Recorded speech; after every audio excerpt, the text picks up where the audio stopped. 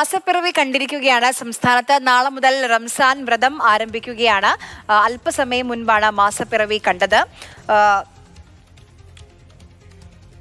നാളെ അതായത് മാർച്ച് 2 ഞായറാഴ്ച റംലാൻ 1 സംയുക്ത മഹൽ കമ്മിറ്റി അറിയിക്കുന്നുണ്ട്. ഇപ്പോൾ സാദിഖ് അലി തങ്ങൾ സംസാരിക്കുകയാണ്, കേൾക്കാം. أشهد أن لا إله إلا الله أستغفر الله أسألك الجنة وأعوذ بك من النار أشهد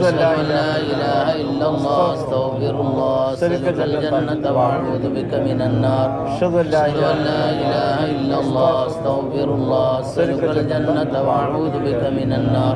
ഇനി തറാവീഹ് നമസ്കാരത്തിന് വേണ്ടി എല്ലാവരും അതിനു വേണ്ടി പള്ളികളിലേക്ക് പോകണം എന്ന് അഭ്യർത്ഥിക്കുന്നു.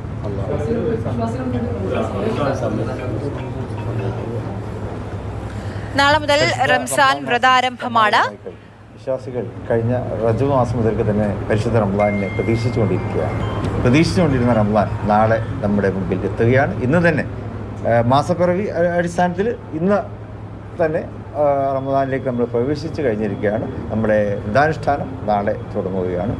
അപ്പോൾ പരിശുദ്ധ റമദാനിനെ എൻ്റെ എല്ലാ വിധത്തിലുള്ള പ്രാധാന്യവും കണക്കിലെടുത്തുകൊണ്ട് അത് ആത്മസംസ്കരണത്തിൻ്റെ മാസമാണ്, കാരുണ്യത്തിൻ്റെ മാസമാണ്, നരക വിമോചനത്തിൻ്റെ മാസമാണ്. കാരുണ്യവും മഗ്ഫിറത്തും, അതായത് നമുക്ക് അള്ളാഹു പുറത്തു തരുന്ന ഒരു മാസം കൂടിയാണ് റമദാൻ. എന്നതുപോലെ തന്നെ നരക വിമോചനത്തിൻ്റെ കൂടി ഒരു മാസമാണ്. അപ്പോൾ ആ കാര്യങ്ങളിലെല്ലാം ബദ്ധശ്രദ്ധരായിക്കൊണ്ട് റമദാൻ മാസത്തെ ധന്യമാക്കാൻ എല്ലാ വിശ്വാസികളും തയ്യാറാക്കണം എന്ന് അഭ്യർത്ഥിക്കുന്നു. ഇസ്ലാം മതവിശ്വാസികളുടെ പുണ്യ മാസം ആരംഭിക്കുകയാണ്. അല്പസമയം മുൻപാണ് പൊന്നാനിയിലും കാപ്പാടും മാസപ്പിറ കണ്ടത്. നാളെ മുതൽ റംസാൻ വ്രതാരംഭം ആരംഭിക്കുകയാണ്. വ്രതാരംഭം നാളെ മുതൽ.